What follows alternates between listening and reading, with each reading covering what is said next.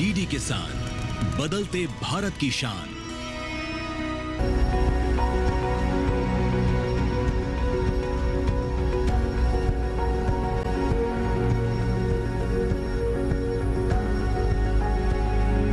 फूल नाजुक होते हैं, खूबसूरत होते हैं, मन भावन होते हैं और प्रकृति ने हमें तरह तरह के फूल दिए हैं।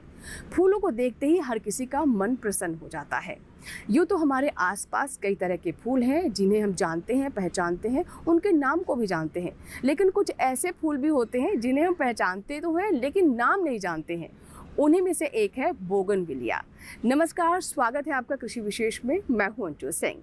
तो आज के कृषि विशेष में इसी जाने पहचाने फूल बोगनविलिया के बारे में आपको विस्तार से जानकारी देंगे। तो चलिए शुरुआत करते हैं आज के कृषि विशेष की।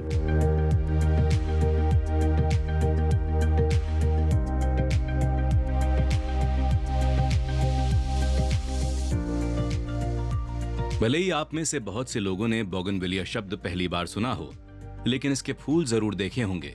सड़क के डिवाइडर पर, किसी आंगन में या किसी चार दीवारी पर रंगत बिखेरते बोगनविलिया मिल ही जाएंगे। ये गुलाबी, पीले, सफेद और कई दूसरे रंगों में पाए जाते हैं। वैज्ञानिकों ने एक ही पौधे पर कई रंगों के फूल उगाकर भी दिखा दिए हैं। बोगनविलिया की कुछ किस्में झाड़ीनुमा होती हैं तो कुछ लताओं वाली। बोगनविलिया निक्टेजिनेसी कुल का पौधा है और ये अगर हम बात करें इसके ओरिजिन की, तो इसका जो ओरिजिन, जो इसकी उत्पत्ति हुई थी वो साउथ अमेरिका, ब्राज़ील से हुई थी। और ये भारत में, अगर मैं इसके इंट्रोडक्शन की बात करती हूँ कि भारत में कब आया, तो ये लगभग 1860 के आसपास में ये भारत में आया है। और जो इसका जो भारत में प्रचलन जो है वो अर्ली 20वीं सेंचुरी जो है 20वीं सदी से स्टार्ट हुआ, जब हमारी एग्री हॉर्टिकल्चर सोसाइटी जो है उसके तहत कोलकाता और चेन्नई में जो है इसकी किस्मों को लाया गया या किस्मों को विकसित किया गया। मतलब 20वीं शताब्दी के आसपास जो है इसके ऊपर काम जो है वो शुरू हुआ था। और हमारे संस्थान के द्वारा, जो हमारा IRI जो संस्थान है, इसके द्वारा भी हमने 7 किस्में जो हैं यहाँ पे डेवलप की हैं, जिसमें कि समर टाइम है, स्प्रिंग फेस्टिवल है, स्टेंजा है, सोनेट है, विशाखा है और एक रिसेंटली 2023 में पूसा आकांक्षा किस्म भी इसकी डेवलप की गई है। बोगनविलिया बहुवर्षीय पौधा है। ये अपनी जीवटता के लिए जाना जाता है, यानी ये बहुत ही कठिन परिस्थितियों में भी अपनी मुस्कान बनाए रखता है। इसके अलावा इसे आप कहीं भी उगा सकते हैं। ना तो बहुत ज्यादा देखभाल की जरूरत होती है और ना ही पानी की। विशेषज्ञों का कहना है कि अगर किसान खेत की मेड़ों पर भी बोगनविलिया की नर्सरी उगा लेंगे तो अच्छी कमाई कर लेंगे। इसका ओरिजिन तो बेशक साउथ अमेरिका, ब्राज़ील है, लेकिन अगर हम इसकी किस्मों की बात करें तो लगभग 50% से ज़्यादा भी किस्में जो हैं वो भारत में डेवलप हुई हैं या फिर यहाँ पर इनका कलेक्शन है। और जो अगर हम जो इंटरनेशनल कल्टीवा रजिस्ट्रेशन अथॉरिटी के तहत हमने एक चेकलिस्ट बनाई है, जिसमें कि लगभग 375 वैरायटीज़ जो हैं उसमें उनका संकलन किया गया है। उसके बारे में उनकी जानकारी दी गई है कि वो कहाँ से आई हैं, किस संस्थान द्वारा उसको डेवलप किया गया है। उन सब की जानकारी या ब्यौरा जो है उस हमने चेकलिस्ट में किया हुआ है। बोगनविलिया का पौधा किसानों के लिए दोहरे फायदे वाला है। यह खुद तो कमाई देता ही है, फसलों का उत्पादन बढ़ाने में भी मददगार है। दरअसल इसके फूल पर मधुमक्खियां बहुत ज्यादा मंडराती हैं। ये मक्खियां परागण की रफ्तार को बढ़ाने का काम करती हैं। अगर किसान अपने खेतों के चारों ओर बोगनविलिया लगा लेंगे तो अपनी मुख्य फसलों से 20-25% अधिक उत्पादन ले सकेंगे। इसके अलावा भी बोगनविलिया के कई और फायदे हैं। जैसे राजस्थान है, हरियाणा है, पंजाब है, दिल्ली के आसपास के एरिया वाले जो है वो, अगर उनके पास फेंसिंग है, वो फेंसिंग के चारों तरफ जो अच्छी प्रजातियां हैं वो आप लगाएं। लगाने बाद एक तो आपका क्या है, जो फार्म है, जो खेत है, जो फसल है, उसकी सुरक्षा रहेगी। इससे नीलगाय है, आपके जो सुअर हैं, बंदर हैं, वो एक तो आना कम हो जाते हैं। और हमारे जो भी फसल हम लगा रहे हैं, चाहे सब्जी लगा रहे हैं, चाहे आम के हैं, फ्रूट के हैं या सीरियल्स है, इसके जब फ्लावर्स होते हैं तो उसी टाइम हमारी फसलों में भी फ्लावर होता है। तो इस पर मधुमक्खी बहुत आती है इसके फ्लावर्स के पेटल्स में। तो उससे क्या होता है कि जो हमारी मेन फसल है उसमें पॉलिनाइजर का काम करती हैं। तो बोगनविलिया का सबसे बड़ा जो उपयोग है कि जो हमारी फसल है आसपास में, उसमें जस्ट कम से कम 20 से 25% फसल का उत्पादन बढ़ जाता है। बोगनविलिया सजावटी फूल है। वैसे तो बसंत के मौसम में देश के अंदर फूलों की भरमार होती है, लेकिन जैसे जैसे तापमान बढ़ता है ये फूल अपनी आभा खोते जाते हैं और इनकी संख्या भी कम होने लगती है। पर बोगनविलिया के साथ ऐसा नहीं है। इसका पौधा 20-25 डिग्री यहाँ तक कि 50 डिग्री तापमान पर भी फूल दे सकता है। भारतीय कृषि अनुसंधान संस्थान यानी पूसा में एक ऐसा संभाग है जो कि विशेष तौर पर फूलों के लिए है। यहाँ पर आपको बोगनविलिया की 100 से अधिक किस्में मिल जाएंगी। ये संभाग फूलों के रिसर्च और इसे डेवलपमेंट से जुड़े हुए तमाम कार्यों को लगातार आगे बढ़ाता है और नई नई किस्में भी डेवलप करता है।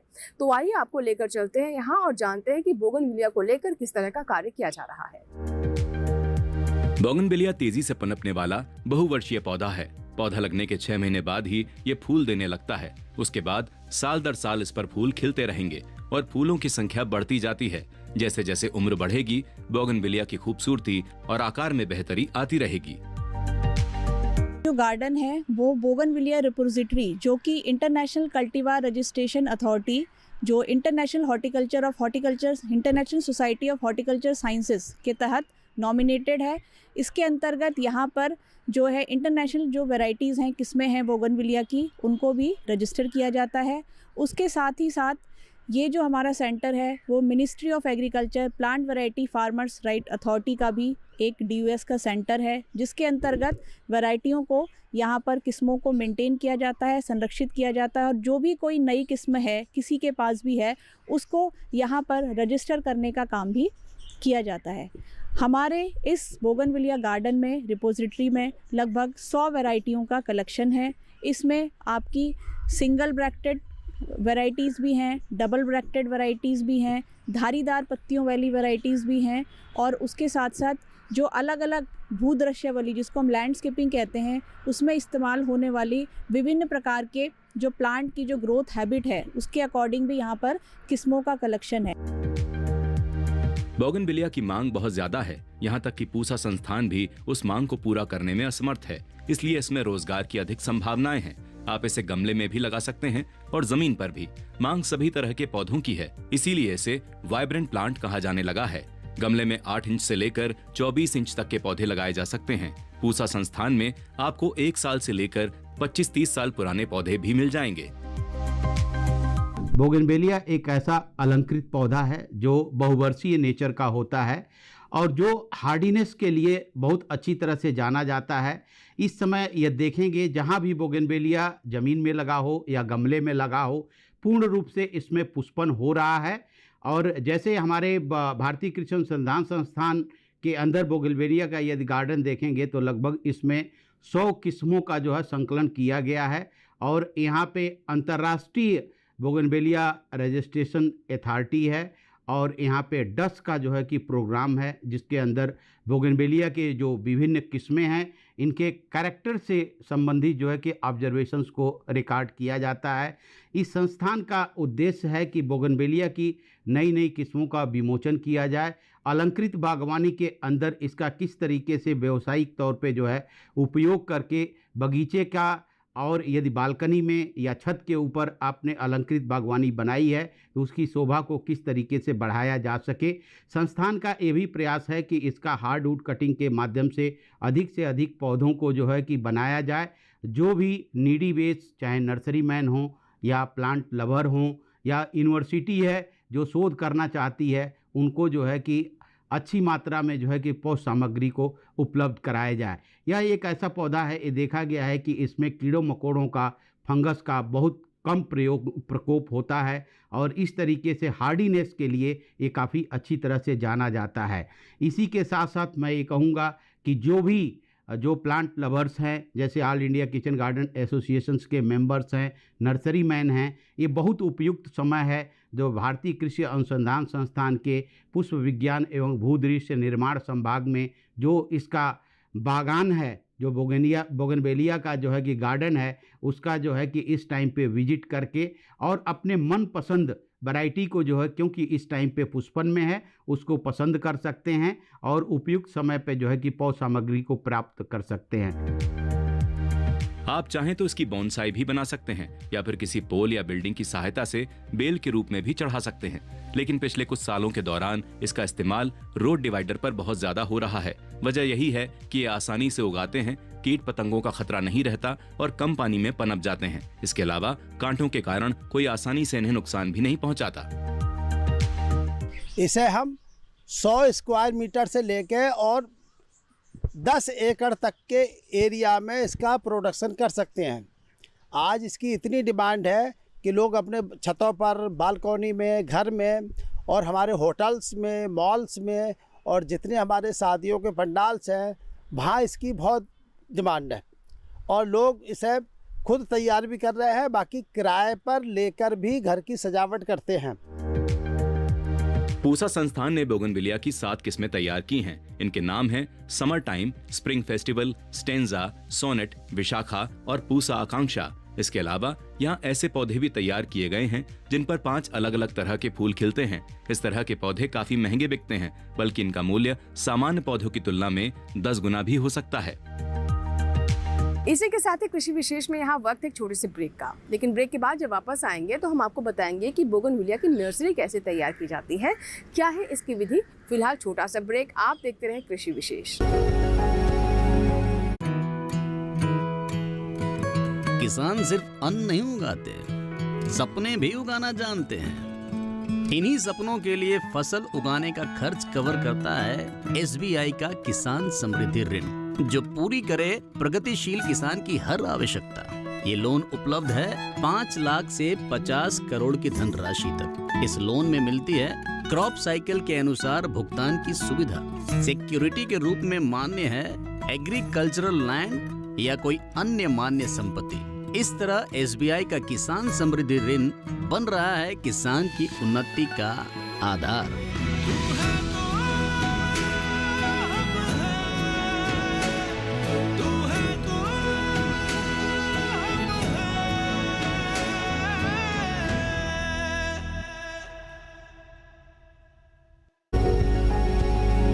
ब्रेक के बाद एक बार फिर आपका स्वागत है। आप देख रहे हैं कृषि विशेष। आज हम बात कर रहे हैं जाने पहचाने फूल बोगनविलिया के बारे में। बोगनविलिया हमारे किसानों को कमाई भी कर दे सकता है। जी हाँ, अगर किसान इसकी नर्सरी लगाते हैं तो ये भी एक कमाई का साधन है और उसके अलावा आप मेड़ों पर भी बोगनविलिया लगा सकते हैं। दोनों ही सूरत में हमारे किसानों को आय हो सकती है। तो आइए बढ़ते हैं आगे और अब आपको बताते हैं कि बोगनविलिया की नर्सरी कैसे तैयार की जाती है और कौन कौन सी विशेष बातें हैं जिसका ध्यान रखना आवश्यक है। बोगनविलिया का नया पौधा तैयार करने के लिए बीज की जरूरत नहीं है। शाखाओं के टुकड़े रोप देंगे तो वो ही एक दिन पौधे बन जाएंगे। शाखा की मोटाई पेंसिल के बराबर और लंबाई 10 इंच, 14 इंच या इससे भी कुछ ज्यादा रख सकते हैं। बस 24 इंच से अधिक नहीं होनी चाहिए। नर्सरी तैयार करने की कई विधियां हैं, जैसे hardwood cutting, semi hardwood cutting और सॉफ्टवुड कटिंग। इसके अलावा आप चाहें तो एयर लेयरिंग यानी गूटी बनाकर भी नए पौधे विकसित कर सकते हैं। लेकिन अगर व्यावसायिक नर्सरी का इरादा रखते हैं तो हार्डवुड कटिंग सबसे बेहतर है। 2 मौसम में हम इसको लगा सकते हैं। एक बरसात के मौसम में लगा सकते हैं और दूसरा आप फरवरी के मौसम में तैयार कर सकते हैं। इसके लिए करना क्या है कि इसकी जो पेंसिल थिकनेस की लगभग 15 सेंटीमीटर की जो कटिंग्स हैं वो तैयार करनी है, जिसमें 1, 2 या 3 लगभग 2 से 3 इंटरनोड हों, जिसको हम आँख कहते हैं। उसको हमें पेंसिल थिकनेस की कटिंग सिकेटियर की सहायता से काट करके और तैयार पॉटिंग मीडिया में, या तो आप उसको प्रो ट्रे में भी लगा सकते हैं और पॉली बैग में भी लगा सकते हैं 8 से 10 इंची के। उसका जो पॉटिंग मीडिया है उसमें आप जो गुड अर्थ होती है, अच्छी भुरभुरी मिट्टी ले सकते हैं, रेत ले सकते हैं और साथ ही साथ उसमें वर्मीकुलाइट या परलाइट ले सकते हैं 2:1:1 के अनुपात में। इसको मिला करके और आपको उस मिट्टी को है, अगर आप बाविस्टीन फंजीसाइड फफूंदी नाशक से उपचारित कर लें, जिससे क्या होगा कि कोई भी रोग व्याधि जो लगने का खतरा बहुत ही कम हो जाता है। उसको डालने के बाद उसमें अच्छे से मिलाने के बाद पॉलीथीन में मिट्टी को भर करके जो आपका मीडिया है उसको भरने के बाद जो आपने पेंसिल थिकनेस की कटिंग तैयार की है उसमें रूटिंग को प्रमोट करने के लिए यहाँ पे हम IBA इंडोल ब्यूटारिक एसिड जो है उसका इस्तेमाल करते हैं। वैसे मार्केट में इसके जो कमर्शियल फॉर्मुलेशन है वो भी उपलब्ध हैं, जिसमें कि रूटेक्स है, साराडेक्स है, जो मार्केट में मिलते हैं। उसका पाउडर जो है आपको कटिंग के निचले भाग पे लगाना है और उस पश्चात आपको कटिंग को अपने तैयार मीडिया में उसके अंदर डाल करके अच्छे से हाथ से दबा देना है, जिससे कि उसमें जो है कि कोई भी हवा जो है ना जाए, जिससे कि उसमें कटिंग जो है उसमें फफूंदी कोई भी रोग लगने का खतरा बहुत कम हो जाता है। उसके बाद उसमें हल्की सिंचाई करनी है, बहुत ज़्यादा पानी नहीं देना। और अगर छायादार आपके पास गृह है, शेड नेट है, वहाँ पर रखिए। लगभग 2 से 2.5 महीने के बाद इसमें रूटिंग आ जाती है और उसके बाद फिर आप इन पौधों को जहाँ भी आपको जिस भूदृश्यावली में जहाँ पे भी इस्तेमाल करना है कुछ टाइम के बाद इसमें आपको लगा सकते हैं। आप गमले में लगा सकते हैं, आप ज़मीन पे लगा सकते हैं, आप उसका बोनसाई बनाने के लिए तैयार कर सकते हैं। आप जहाँ पर भी उसका इस्तेमाल कर रहे हैं आप उसको कर सकते हैं, क्योंकि बोगनविलिया के इस्तेमाल बहुत हैं। बोगनविलिया के पौधों को शुरुआत में छाया की जरूरत होती है, छाया भी कम से कम 50%। आप चाहें तो शेड नेट का भी सहारा ले सकते हैं। इसके अलावा जिस मीडिया में आप नर्सरी उगाना चाहते हैं वो भी महत्वपूर्ण है। मीडिया तैयार करने के लिए आपको चाहिए अच्छी भुरभुरी मिट्टी, रेत और वर्मीकुलाइट। इन सबको आपस में मिला लेंगे और किसी फफूंदनाशक से उपचारित कर लेंगे। उपचारित करने के बाद रोग और कीटों का खतरा कम हो जाएगा। इसका मेन चीज़ 3 चीज़ें होती हैं। 3, एक तो लाइट, ह्यूमिडिटी, टेम्परेचर। तीनों अगर हमारे पास हैं तो हम पूरे साल बोगनविलिया का प्लांट प्रोपोगेशन कर सकते हैं। आपने देखा होगा जितने पुराने पेड़ हैं हम लोग क्या करते हैं, उन्हें उखाड़ के और फेंक देते हैं कि नहीं, ये तो पुराना हो गया, इसकी जगह हम नया पेड़ लगाएंगे। लेकिन अगर उसी पौधे पे जो अलग अलग ब्रांचेज हैं उस पर हम मल्टीपल ग्राफ्टिंग कर लें, जैसे हमने अपने यहाँ बोगनविलिया गार्डन में एक ही प्लांट पे लेके 5 से लेके 21 ब्रांचों तक की हमने बडिंग की है, जिससे कि एक पेड़ पर कम से कम 5 कलर के फूल आते हैं, जिसकी जो देखने में भी अच्छा लगता है। क्योंकि सबसे बड़ी बात यह है कि हमारे पास इतना स्पेस नहीं है कि हम 10 गमले लगाएं। अगर हमने एक पौधा 5 वैरायटी या 10 वैरायटियों का लगा लिया तो वो हमें उतना ही ज़्यादा खुश रखेगा, और मार्केट में भी आपको उसकी बहुत ज़्यादा एक जनरल पौधे से ज़्यादा पैसे मिल जाते हैं। अगर आपने 5 कलर के पौधों का अगर आपने मल्टीप्लिकेशन किया है तो उसकी कीमत हमारे बोगनविलिया गार्डन में 500 से लेके 25,000 तक की कीमत है। अगर किसान भाई जिनके पास अगर ट्यूबवेल भी है, जैसे राजस्थान है, हरियाणा है, पंजाब है, दिल्ली के आसपास के एरिया वाले जो है, वो अगर उनके पास फेंसिंग है, वो फेंसिंग के चारों तरफ जो अच्छी प्रजातियां हैं वो आप लगाएं। लगाने के बाद एक तो आपका क्या है, जो फार्म है, जो खेत है, जो फसल है, उसकी सुरक्षा रहेगी। इससे नीलगाय है, आपके जो सुअर हैं, बंदर हैं, वो एक तो आना कम हो जाते हैं। 1 या 2 साल के भीतर पौधे की शाखाएं उंगली या अंगूठे के बराबर मोटी हो जाती हैं। बोगनविलिया की कटाई छटाई भी बहुत महत्वपूर्ण है। ऐसा करने से पौधे की शेप अच्छी बनेगी और उस पर फूल भी ज्यादा आएंगे, वरना पौधे की वानस्पतिक बढ़वार ज्यादा हो जाएगी और फूल कम लगेंगे। लोग अच्छी शेप और ज्यादा फूलों वाली प्रजातियां खरीदना पसंद करते हैं, इसलिए अच्छी वानस्पतिक बढ़वार वाले पौधे ज्यादा मुनाफा नहीं दे पाते।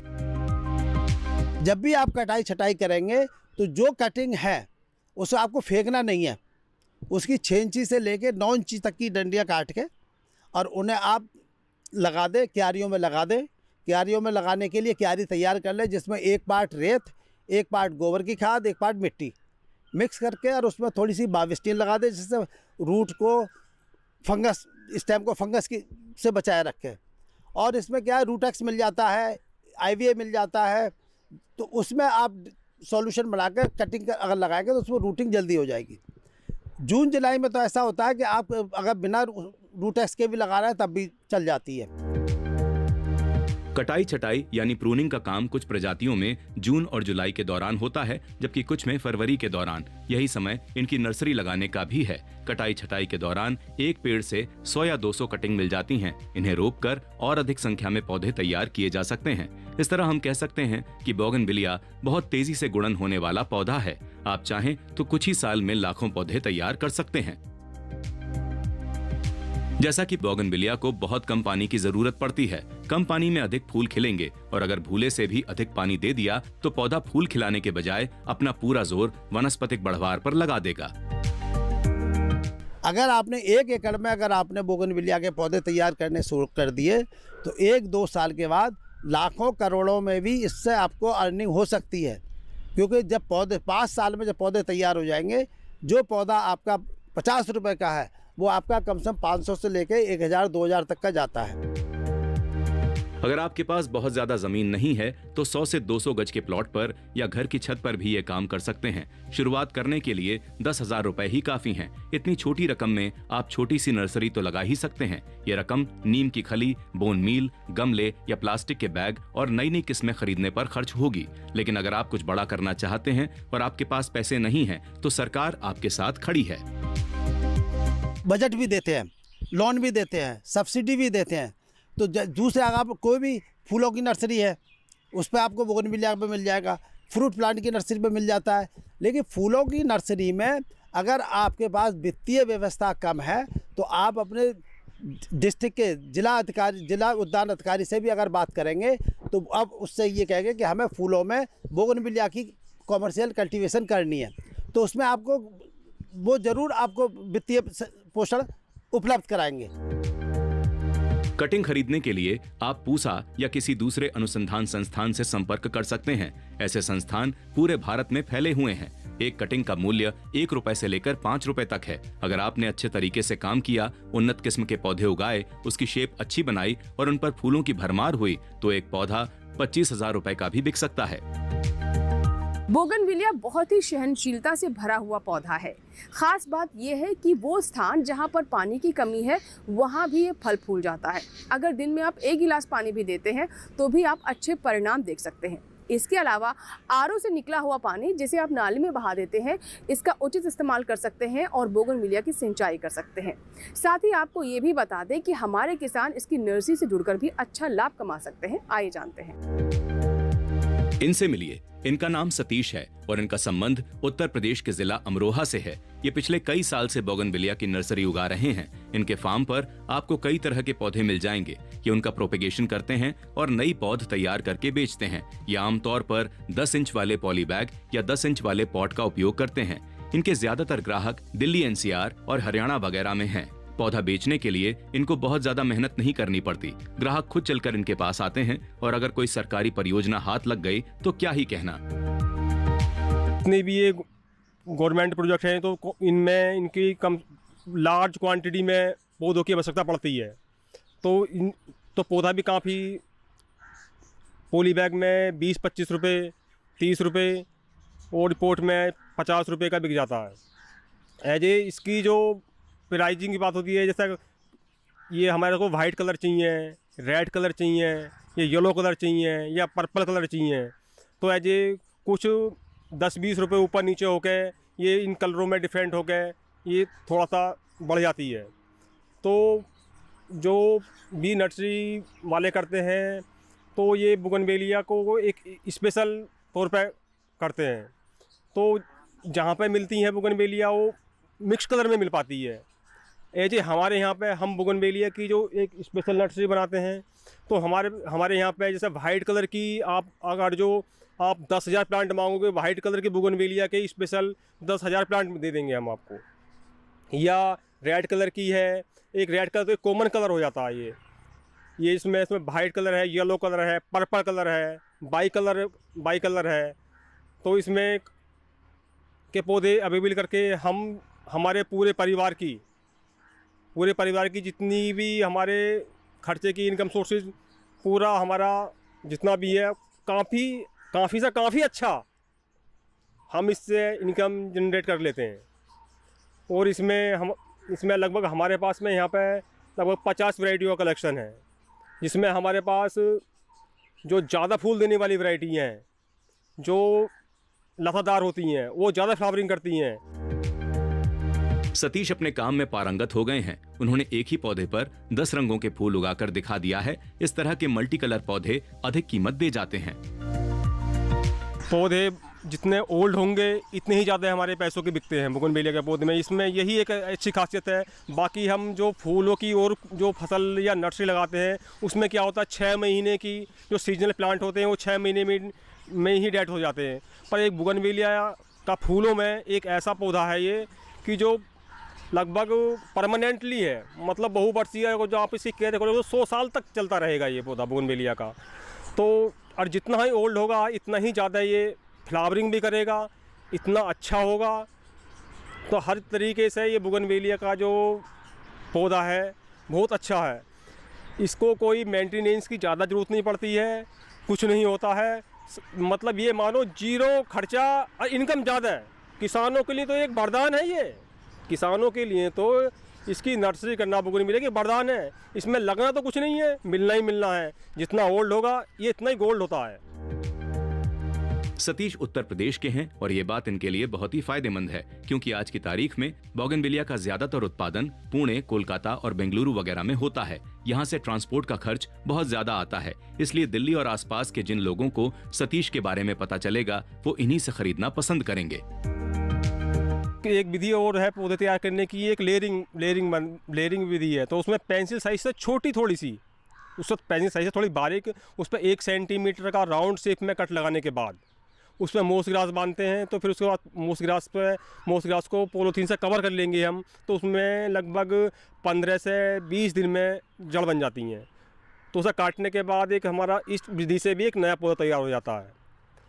अगर जो एक वैरायटी का आपने एक पौधा लिया, उससे आप प्रोपोगेशन करना चाहते हो, बढ़ाना चाहते हो, कॉमर्शियल पर्पस से बढ़ाना चाहते हो, तो उसके 1 ईयर ओल्ड प्लांट से जितनी भी कटिन निकलती है, जिसे हम प्रूनिंग करके फेंक देते हैं वेस्टेज में, उस कटिन को फेंकने की बजाय अगर आप पॉलीथीन या पोट है, गमला है, जो भी मतलब आपके पास जो भी उस टाइम व्यवस्था होती है, तो एज ए उसे मतलब जिस कटिन को पेंसिल साइज से थोड़ी छोटी भी है उसे भी लगा दोगे तो लगभग 50-60% सर्वाइवलिटी हो जाती है। उसमें लगभग आपने 10 कटिन लगाई तो लगभग आपको 6-7 पौधे उसमें सर्वाइवल हो जाएंगे। तो ऐसे ही कॉमर्शियल पर्पस से आप जो करते रहोगे तो एक बहुत बड़े स्केल पे से ले जा सकते हो। तो अगर इसको फिर बड़े स्केल पे ले जाने के बाद सर फिर तो आपको कॉमर्शियल पर्पस से इसमें काफ़ी ऑर्डर आते रहते हैं। तो सर हमारे को तो इतना ही है, हमारे को 7-8 साल स्पेशल करते हो गए। हमारे तो घर की पूरी इनकम, और इनकम से अच्छी इनकम सर जिसे कहते हैं, पूरा जीवन यापन पूरी फैमिली का लगभग 8-10 मेंबर हैं हमारा।